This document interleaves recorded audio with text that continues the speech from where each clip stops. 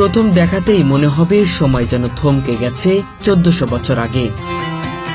রাজধানী ঢাকার ধানমন্ডি তাকওয়া মসজিদ প্রাঙ্গণে পা রাখলেই চোখের সামনে জীবন্ত হয়ে ওঠে নবীর যুগের সেই পবিত্র সময়।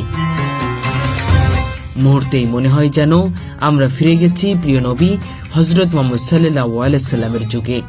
আমরা আসলে অনেকেই স্বপ্ন দেখি রাসূলের দেশে যাব, রাসূলের রওজায় গিয়ে সালাম দেব। এখনো হয়তো অনেকের সুযোগ হয়ে ওঠেনি। তো এখানে যেভাবে আসলে উপস্থাপন করা হয়েছে এটা আমাদেরকে ফিরে নিয়ে গেছে সেই 1400 বছর পূর্বে, যেখানে আমরা আসলে অনুধাবন করতে পারছি যে রাসূলের সেই সাদামাঠা জীবনটা কেমন ছিল, তিনি তার কোন ঘরে থেকে সারা বিশ্বে ইসলামের এই আলোকে ছড়িয়ে দিয়েছিলেন, এবং আমাদের আম্মাজানেরা কেমন ঘরে থাকতেন এবং কেমন পরিবেশ ছিল আসলে মদিনার, এটা আসলে এখানে ফুটিয়ে তোলা হয়েছে। এটা আসলে মানে মনোমুগ্ধকর, এবং এই অনুভূতি আসলে ভাষায় প্রকাশের কোনো ভাষা নেই, এটা চোখের জল দিয়ে বোঝানো যায়। এক এমন সময় যখন ইসলামের আলো ছড়িয়ে পড়েছিল সমগ্র আরব উপদ্বীপে, যখন মানবতার শ্রেষ্ঠ শিক্ষক নিজ হাতে গড়ে তুলেছিলেন ইসলামী সভ্যতার ভিত্তি। এই অসাধারণ দৃশ্যটি যেন ঢাকার বুকে নবীন এক মদিনা। এখানে নির্মিত হয়েছে রাসূল সাল্লাল্লাহু আলাইহি সাল্লামের যুগের সেই সরল পবিত্র পরিবেশের এক বাস্তব প্রতিরূপ। প্রিয় নবী হযরত মুহাম্মদ সাল্লাল্লাহু আলাইহি সাল্লাম যেভাবে অতি সাধারণ এক ঘরে বসবাস করতেন, সেই রকম কাঠের তৈরি খাট, খেজুর গাছের পাতার ছাউনি, কাঁচামাটির দেওয়াল সবকিছুই হুবহু তুলে ধরা হয়েছে। আমার কাছে একটা ব্যতিক্রম উদ্যোগ মনে হয়েছে, খুবই চমৎকার। আমার কাছে যতটুকু মনে হয়েছে যে হাদিসে আমরা যেভাবে পড়েছি রাসূলুল্লাহ সাল্লাল্লাহু আলাইহি সাল্লামের ঘরটা কেমন ছিল, মসজিদে নববীটা কেমন ছিল, আল্লাহ রাসূল সাল্লাল্লাহু আলাইহি সাল্লামের খাবার কি খাইতেন, এই বিষয়গুলো তুলে ধরা হয়েছে। আমার কাছে মনে হয়েছে এটা চমৎকার একটা উদ্যোগ। দর্শনার্থীরা বলছেন দৃশ্যটি দেখা মাত্রই যেন মনের পর্দায় ভেসে ওঠে মানবের জীবনের নিঃস্বার্থতা, ত্যাগ আর সংযমের বার্তা।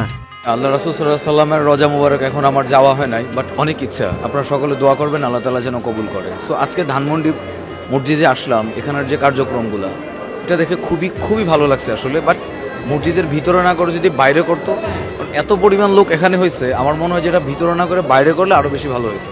এর পাশেই ফুটিয়ে তোলা হয়েছে মসজিদে নববীর আদলে তৈরি একটি স্থান, যেখান থেকে মহানবী সাল্লাল্লাহু আলাইহি সাল্লাম ইসলামের দাওয়াত ও শিক্ষা দিতেন।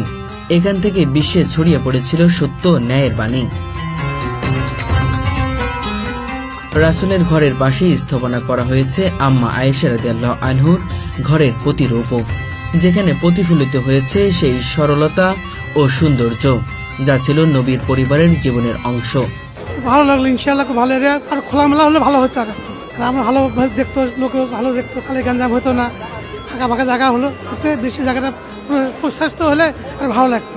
মরুপ্রান্তের আবহাওয়া তৈরি করতে চারিদিকে সাজানো হয়েছে খেজুর গাছ, বালির ঢিবি আর পাশে একটি ছোট কূপ, যেখান থেকে সাহাবীরা পানি তুলে পান করতেন।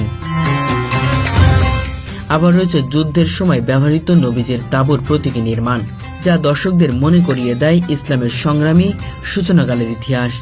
এমন উদ্যোগ ভালো, যদি আরও হয় তবে সেক্ষেত্রে এই সমস্ত উদ্যোগ নিতে হলে আপনার যে সোর্সটা আছে, সোর্সটা একদম অথেন্টিক হতে হবে আর কি। কারণ আল্লাহ রাসূল সাল্লাল্লাহু আলাইহি সাল্লামের ওই সময়ের জামানাটা কেমন ছিল আমরা সচক্ষে দেখি নাই, আমরা শুধুমাত্র হাদিস পড়েছি, ওই লেখার উপর ভিত্তি করে আমাদেরকে তো অথেন্টিকভাবে যদি করা হয় তাহলে মোটামুটি আমি মনে করি এটা ভালো একটা দিক। দৃশ্যটি দেখা মাত্র অনেকে আপ্লুত হয়ে পড়েন, কেউ নীরবে চোখের জল ফেলছেন, কেউ আবার গভীর ভাবনায় হারিয়ে যাচ্ছেন নবীর যুগের কল্পনায়। মনে হয় যেন সত্যিই উপস্থিত আছেন রাসূল সাল্লাল্লাহু আলাইহি সাল্লামের যুগ, যেন তার ঘর, তার মসজিদ, তার জীবনের বাস্তব ছোঁয়া পাওয়া যাচ্ছে এই আধুনিক ঢাকা শহরেই। প্রতিদিন হাজার হাজার মানুষ ধানমন্ডি তাকওয়া মসজিদে ভিড় জমাচ্ছে এই দৃশ্যটি দেখার জন্য। জায়গা নেই পা ফেলারও, কেউ পরিবার নিয়ে, কেউ বন্ধুর হাত ধরে আসছেন কেবল এক ঝলক সেই ঐতিহাসিক দৃশ্য দেখতে। অনেকে বলছেন আমরা মক্কা মদিনা যেতে না পারলেও অন্তত এখানে এসে মনে হচ্ছে যেন সেই পবিত্র ভূমির স্পর্শ পেলাম। বাংলাদেশের মুসলমানদের হৃদয়ে মক্কা মদিনা নিয়ে যেই গভীর ভালোবাসা ও আকাঙ্ক্ষা, এই প্রদর্শনী যেন সেটিকে আবারও জাগ্রত করে তুলেছে। রাসূলের জীবনের সরলতা, ত্যাগ আর মমতার বার্তা নতুন করে পৌঁছে যাচ্ছে প্রতিটি দর্শনার্থীর হৃদয়। তাকওয়া মসজিদ কর্তৃপক্ষের এই উদ্যোগ সত্যি প্রশংসনীয়। তারা বলছেন আমরা চাই মানুষ যেন ইসলামের ইতিহাস চোখে দেখে, হৃদয়ে অনুভব করে এবং নবীর জীবন থেকে শিক্ষা নেয়।